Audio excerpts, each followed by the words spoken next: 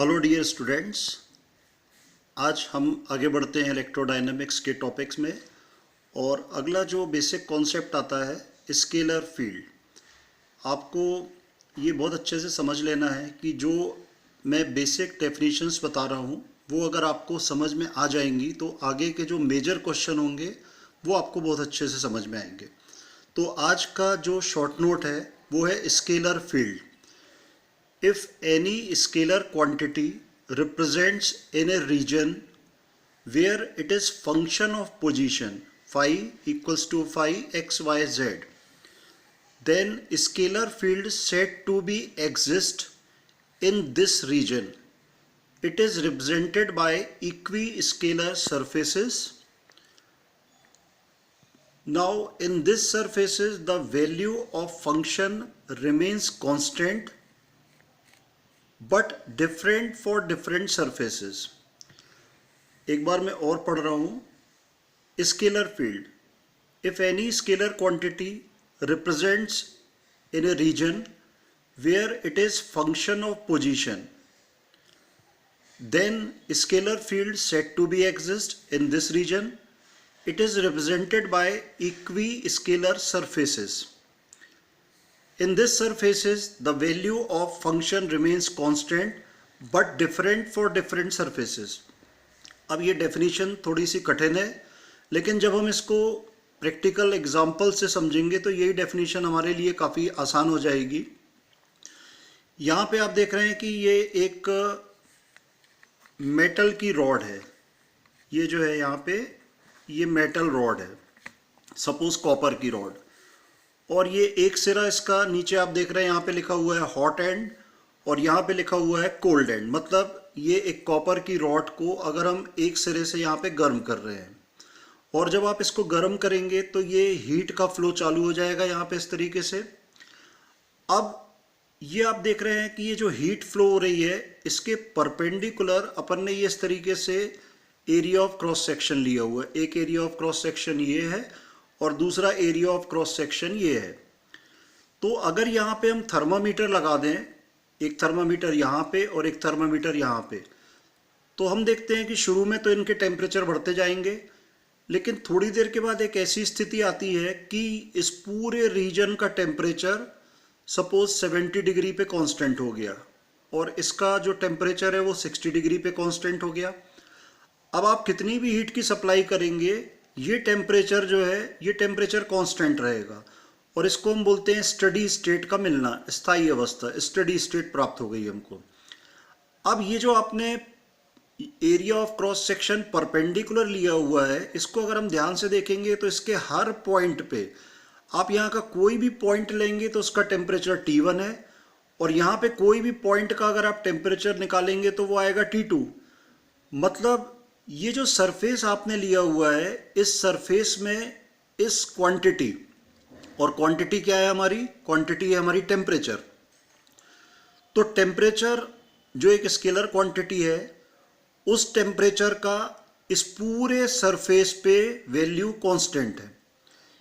इसको हम बोलेंगे इक्वी स्केलर सरफेस। और अगर हम टेम्परेचर की स्टडी कर रहे हैं तो हम इसको बोलेंगे इक्वी थर्मल सरफेस। ये हो गया इक्विथर्मल सरफेस। तो अब आप देखिए फिर से definition, if any scalar quantity represents in a region, तो ये यहाँ पे टेम्परेचर को इस रीजन में रिप्रेजेंट किया गया है। ये रीजन हो गया स्केलर फील्ड, उस टेम्परेचर की फील्ड। और इसको रिप्रेजेंट हम कैसे कर रहे हैं, रिप्रेजेंट जहाँ पे हीट फ्लो हो रही है उसके नॉर्मली हम एरिया ऑफ क्रॉस सेक्शन ले रहे हैं और इस एरिया ऑफ क्रॉस सेक्शन में इस क्वांटिटी की वैल्यू कांस्टेंट है। हाँ, लेकिन यहाँ से यहाँ पे आप जाएंगे तो वैल्यू चेंज होगी, लेकिन वो चेंज वैल्यू इस पूरे रीजन के लिए सेम रहेगी। तो इसको हमने नाम दिया equi scalar surfaces. So scalar field is represented by equiscalar surfaces. अब अगर आप टेम्परेचर की स्टडी कर रहे हैं तो आप कहेंगे इक्वी थर्मल सरफेस। और अगर इस तरीके से मान लीजिए आप एक चार्ज ये है, ये इसकी इलेक्ट्रिक फील्ड हम रिप्रेजेंट कर रहे हैं और इसके नॉर्मली अगर आप एक एरिया ले रहे हैं तो इस नॉर्मली एरिया में आपने 12th क्लास में पढ़ा होगा कि हर पॉइंट पे जो पोटेंशियल होता है हर पॉइंट पे वो सेम होता है। पॉइंट P पे, Q पे, कहीं पे भी आप जाएंगे पोटेंशियल सेम होगा। और इसको आपने 12th क्लास में नाम दिया था इक्विपोटेंशियल सरफेस। तो बात वही हो गई कि एक हमने सरफेस लिया नॉर्मली, उस सरफेस के हर पॉइंट पे ये वैल्यू कांस्टेंट है और इसलिए हम इसको कह रहे हैं इक्विपोटेंशियल सरफेस। तो ये दोनों बेसिकली स्टैंडर्ड फॉर्म है इक्विस्केलर सरफेस। अब आप जिस क्वांटिटी की स्टडी कर रहे हैं वो नाम वहां पे लगा देंगे, इक्विथर्मल सरफेस, यहाँ पे आप बोलेंगे इक्विपोटेंशियल सरफेस। और ये पूरा रीजन जो है ये आप बोल रहे हैं कि ये स्केलर फील्ड है और इसको रिप्रेजेंट्स हम इन इक्विस्केलर सरफेसेस के द्वारा कर रहे हैं। तो ये पहला शॉर्ट नोट था जो हमने समझा, जिसका नाम था स्केलर फील्ड। अब ये समझ में आपको आ गया तो आप उसी तरीके से वेक्टर फील्ड भी बोल सकते हैं कि अगर किसी वेक्टर क्वांटिटी को किसी रीजन में हम स्टडी कर रहे हैं तो वो रीजन जो है वो वेक्टर फील्ड कहलाएगा। If any vector quantity is a function of position. अब देखिए, vector quantity is a function of position. Function of position मतलब कि वो फंक्शन, मान लीजिए आप इलेक्ट्रिक फील्ड की स्टडी कर रहे हैं तो फंक्शन है हमारा इलेक्ट्रिक फील्ड, और वो फंक्शन जो है वो पोजीशन पे डिपेंड कर रहा है। Function of position, vector quantity is a function of position. मतलब अगर आप पोजीशन बदलते हैं तो वो वेक्टर क्वांटिटी की वैल्यू बदल जाएगी, तो हम इसको कहते हैं vector quantity is a function of position. तो फिर ये रीजन वेक्टर फील्ड हुआ। अब थोड़ा सा हमको अंतर ध्यान रखना है स्केलर फील्ड में और वेक्टर फील्ड में। स्केलर फील्ड में आपने देखा कि ये सारे पॉइंट पे यहाँ पे उस क्वांटिटी की वैल्यू सेम थी, यहाँ पे भी कांस्टेंट थी। लेकिन वेक्टर फील्ड में ऐसा नहीं होता है। वेक्टर फील्ड में अगर आपने एक पॉइंट से, मान लीजिए इस पॉइंट से आप इस पॉइंट पे गए, ये मान लीजिए आप ए बोल रहे हैं और ये बी बोल रहे हैं, तो ये ए पॉइंट पे जो इलेक्ट्रिक फील्ड की वैल्यू होगी वो बी पे अलग मिलेगी। मतलब यहाँ पे अगर आपने पॉइंट बदला और उस वेक्टर क्वांटिटी की वैल्यू चेंज हो जाएगी। ऐसा स्केलर फील्ड में नहीं हो रहा था, यहाँ पे सारे पॉइंट्स की वैल्यू, सारे पॉइंट पे वो वैल्यू सेम थी। लेकिन वेक्टर फील्ड में अगर आप आगे बढ़ते हैं तो अलग अलग पॉइंट पे वो वैल्यू भी अलग होगी और उसका डायरेक्शन भी अलग होगा। अब ये सारे पॉइंट, सारे डायरेक्शंस को हम एक इमेजिनरी लाइन से मिला देते हैं और इनको अपन बोलते हैं flux lines, line of forces, flux line, कई वर्ड्स आते हैं इनके लिए। तो वेक्टर फील्ड को ये फ्लक्स लाइंस, ये line of forces, electric field है तो electric line of forces, magnetic field है तो मैग्नेटिक लाइन ऑफ फोर्सेस, इनसे आप रिप्रेजेंट करते हैं। और अगर आपको कहीं पे, मान लीजिए पॉइंट ए पे मैं बोल रहा हूँ कि आपको मैग्नीट्यूड निकालना है, तो यहाँ पे आप एक यूनिट एरिया ड्रॉ करिए। ये यूनिट एरिया ड्रॉ कर दिया अपन ने, और यहाँ से जितनी लाइनें निकलेंगी ये आप काउंट कर लीजिए। ये जितनी लाइनें, अब इसको फ्लक्स बोलेंगे अपन, क्योंकि एरिया से लाइन जब पास होती है परपेंडिकुलर एरिया से तो फिर उसके लिए वर्ड आ जाता है फ्लक्स। तो ये फ्लक्स जो है ये हम काउंट कर लेंगे कि यूनिट एरिया से कितनी लाइनें पास हो रही हैं। ये इसका मैग्नीट्यूड होगा इस पॉइंट पे, इस वेक्टर फील्ड का। तो इसके एग्जाम्पल हैं इलेक्ट्रिक फील्ड, मैग्नेटिक फील्ड, ये सारी वेक्टर फील्ड होते हैं। तो उम्मीद करते हैं आपको ये दो शब्द बहुत अच्छे से क्लियर हो गए होंगे, स्केलर फील्ड और वेक्टर फील्ड। स्केलर फील्ड के अंतर्गत जनरली हम टेम्परेचर, पोटेंशियल, इनकी स्टडी करते हैं, और वेक्टर फील्ड अगर है तो इलेक्ट्रिक फील्ड, मैग्नेटिक फील्ड, ये सारी चीज़ों की स्टडी हम वेक्टर फील्ड के द्वारा करते हैं। अब इसके बाद हम अपना सबसे पहला मेन टॉपिक पे आ रहे हैं, gradient of A vector field. Gradient of A vector field. अब स्कूल लेवल पे मुझे ऐसा आपको याद दिलाना पड़ेगा कि 11th क्लास में, 12th क्लास में ये वर्ड आपने बहुत बार यूज़ किया होगा, ग्रेडियंट। कहाँ पे यूज़ किया है मैं आपको थोड़ा सा याद दिलाता हूँ। 11th क्लास में जब आप फ्लूइड मैकेनिक्स या हाइड्रोस्टैटिक्स, ये वाले चैप्टर्स जब पढ़ते हैं तो वहाँ पे फ्लूइड मैकेनिक्स में वर्ड आता है वेलोसिटी ग्रेडियंट। फिर आप 11th के जब आप हीट और थर्मोडायनेमिक्स की स्टडी करते हैं तो वहाँ पे वर्ड आता है temperature gradient.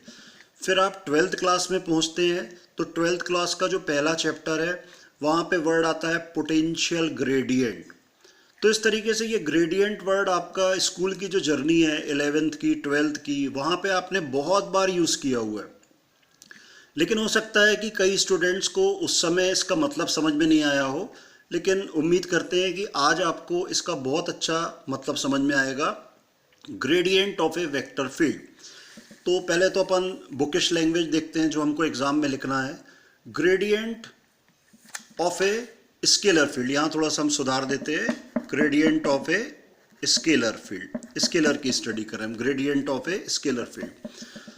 So gradient of a scalar quantity और scalar field is a vector quantity. अब ये बड़ा इंपॉर्टेंट चीज है कि अगर आप किसी स्केलर का ग्रेडियंट ले लोगे तो आंसर मिलेगा आपको वेक्टर क्वांटिटी, और वेक्टर मिल गया तो वो वेक्टर का मैग्नीट्यूड क्या बताएगा, whose magnitude gives the maximum space rate variation and direction. अब वेक्टर अगर है तो मैग्नीट्यूड भी होगा और डायरेक्शन भी होगा। तो पहले हमने ये पता किया कि भाई किसी स्केलर का हमने ग्रेडियंट निकाला तो वो हमको एक वेक्टर मिल गया। वेक्टर मिला मतलब उसमें मैग्नीट्यूड और डायरेक्शन दोनों होंगे। तो मैग्नीट्यूड क्या चीज बताएगा, मैग्नीट्यूड बताएगा मैक्सिमम स्पेस रेट वेरिएशन, और डायरेक्शन क्या होगा उसका, direction is normally where space rate variation is maximum. अब देखिए ये बुकिश लैंग्वेज जो होती है वो थोड़ा सा टफ होती है, लेकिन जब हम इसको किसी एग्जाम्पल से समझते हैं तो फिर हमारे लिए ये बड़ी आसान हो जाती है। अब इसको समझने के लिए हम फिर से इसी वाले डायग्राम पे आते हैं, क्योंकि यही स्केलर की हम स्टडी कर रहे थे। तो ग्रेडियंट हमको ये बताता है कि आप यहाँ से यहाँ चल रहे हैं, ये एक इक्विस्केलर सरफेस से दूसरे इक्विस्केलर सरफेस में आप चल रहे हैं, और चल आप कैसा रहे हैं, नॉर्मली, क्योंकि नॉर्मली ही अपन जनरली प्रेफर करते हैं। नॉर्मली में सबसे फास्ट वेरिएशन होता है, maximum space rate variation. Rate, physics में रेट वर्ड आए मतलब यूनिट, आप यूनिट लेंथ में चलेंगे, ये तो आप चल रहे हैं, पर यूनिट लेंथ में चलने में कितना चेंज हुआ वो कहलाता है रेट। तो स्पेस रेट वेरिएशन मतलब स्पेस में जब आप चल रहे हैं तो यूनिट लेंथ में कितना चेंज हो रहा है उस क्वांटिटी में, वो आपको ग्रेडियंट बता रहा है। तो अब आप देखिए कि जब हम यहाँ से यहाँ चलेंगे तो मान लीजिए कि सपोज यहाँ से यहाँ तक का डिस्टेंस जो है वो एक अप्रोक्सीमेटली हम बोल रहे हैं कि dn, और जो क्वांटिटी है यहाँ पे फाई है और यहाँ पे फाई प्लस डी फाई है। तो जब हम यहाँ से यहाँ चले तो फाई से फाई प्लस डी फाई मतलब चेंज कितना हुआ, डी फाई। तो डी फाई चेंज हुआ जब हमने चला डी एन डिस्टेंस नॉर्मली चला हमने।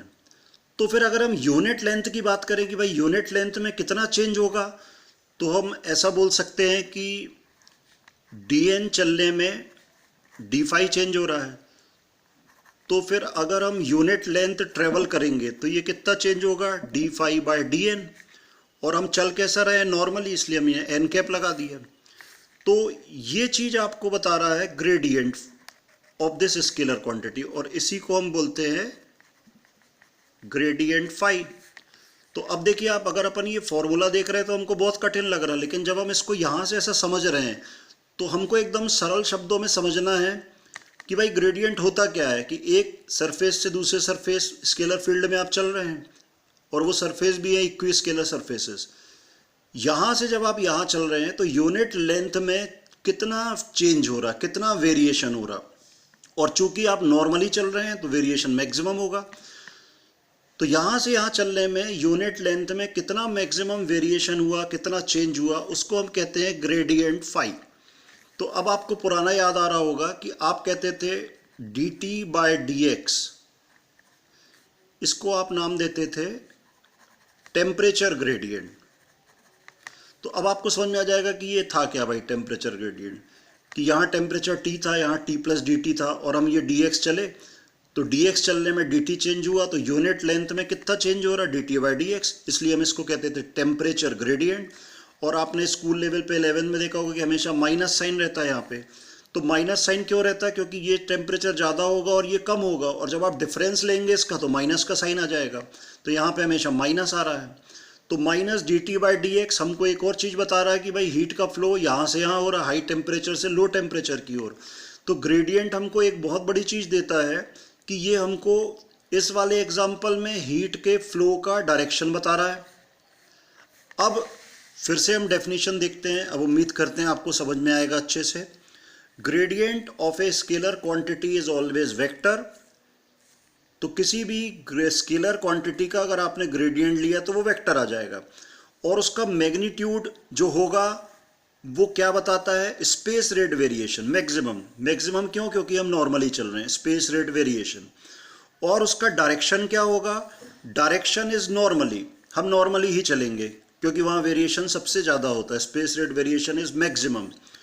और अब आपको ये जो फॉर्मूला लिखा हुआ है इसको समझने में बिल्कुल दिक्कत नहीं आएगी कि ग्रेडियंट फाई मतलब del phi by del n, n cap मतलब हम डी एन चले थे तो डेल फाई चेंज हो रहा था, तो फिर यूनिट लेंथ में कितना होगा del phi by del n, और हम चल कैसे रहे नॉर्मली, तो हमने ये एन कैप सिंबल लगा दिया कि हम नॉर्मली चल रहे हैं। तो ये हो गया ग्रेडियंट फाई। ये जो डेफिनीशन है, इस डेफिनीशन से आप ग्रेडियंट को बहुत अच्छा समझ सकते हैं, लेकिन अगर आप इसको किसी न्यूमेरिकल प्रॉब्लम में प्रैक्टिकली आप इसको यूज़ करना चाहें तो फिर बहुत दिक्कत हो जाएगी कैलकुलेशन के लिए। तो इसके कैलकुलेशन के लिए एक और फॉर्मूला बनाया गया, gradient phi is equals to delta operator phi. तो आपको याद रखना है कि ये जो फॉर्मूला है, ये फॉर्मूला आपको केवल ग्रेडियंट को समझाता है कि ग्रेडियंट है क्या, लेकिन अगर आपको कहीं ग्रेडियंट कैलकुलेट करना है, किसी न्यूमेरिकल में निकालना है, तो फिर आपको ये वाला फॉर्मूला लगेगा, gradient phi equal to delta operator phi. अब यहाँ पे एक नया सिंबल आप देख रहे हैं और ये इस पूरी यूनिट में आपके साथ चलेगा, डेल्टा ऑपरेटर।